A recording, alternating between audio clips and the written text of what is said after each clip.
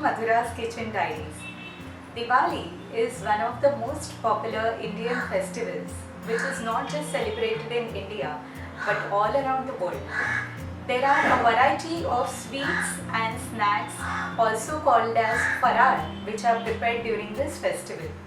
Our today's recipe is one such farar snack which is crispy, crunchy, delicious. We will be preparing it with minimal oil so it can be had to our heart's content by people of all age groups in our homes. Let us see how to prepare Patal Poha Chiuda. If you like my recipe, please press the like button, share the recipe with your family and friends and subscribe to Madhura's Kitchen Diaries. Thank you. For preparing Patal Poha Chiuda, we'll require 500 grams of Patal Poha, half cup of oil, 2 tablespoons of sesame seeds or til, 10 to 12 light green chopped chilies, curry leaves around 12 to 15 sticks, half dry coconut, 1 bowl of roasted groundnuts, half teaspoon of turmeric powder, half teaspoon asafoetida or hing, half teaspoon powdered sugar or pithi sakhar, and half teaspoon salt. The first step is sieving the poha in patches so as to remove any coarse particles present, if any. After sieving the poha, we transfer a batch of it in a dry, deep bottom pan. It is best to roast the poha in batches so that we can do it more efficiently and the poha would not get burnt.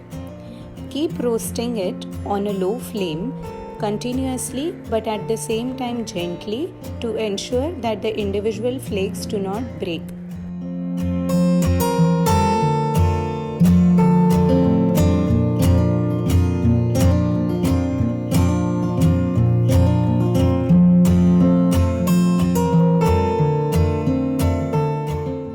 After around 10 minutes of roasting, you can check the crispiness by breaking few flakes in between your fingers. They should break readily. That is when your one batch is done. As you can see from the video, this batch of poha has become crisp. Transfer it to a clean plate and start roasting the next batch.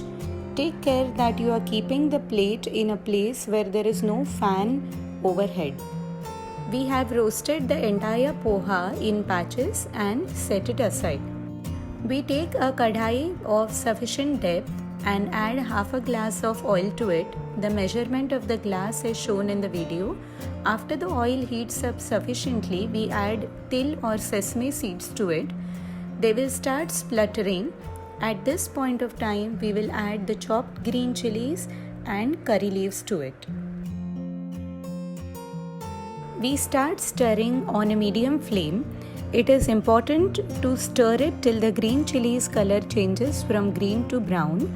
This is because if the green chilies remain soft, the chiuda will turn soft when stored for a long period.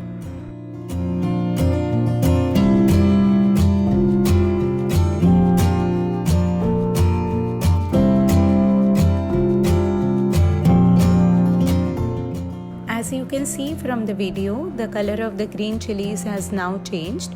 We will now add turmeric powder and asafoetida powder and mix it well.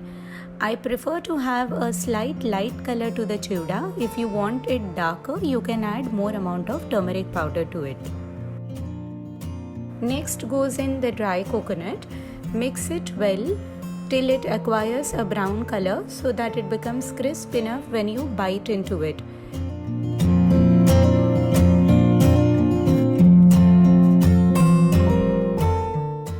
After the color changes to brown, we will add the roasted groundnuts to it. If your groundnuts have not been roasted prior, remember to add it before adding the dry coconut. After adding the groundnuts, we mix it nicely.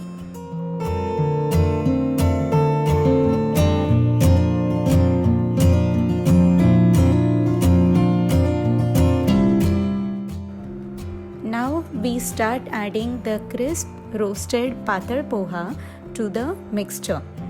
Start roasting it very gently so as to ensure that the individual flakes do not break.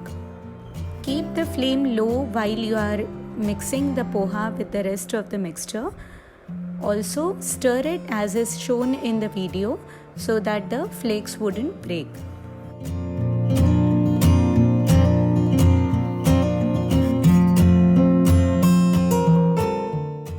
As we can see from the video, the poha has got nicely and evenly mixed. We will add salt at this stage. It is important to add very little salt so that it doesn't become salty. Mix it well again.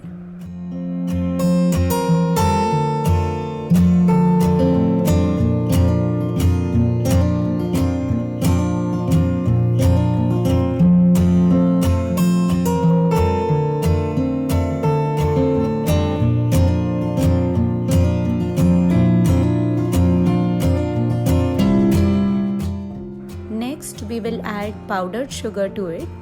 I prefer adding powdered sugar so that it gets mixed evenly. Again, give it a very nice stir.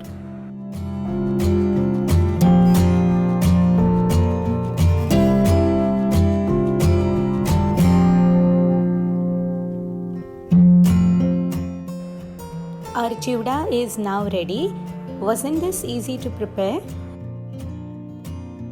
After the chivda is ready, do not keep it directly under the fan. Let it cool naturally so that it doesn't become soft. Transfer it to an airtight container and store it. We are now ready with our first snack for Diwali.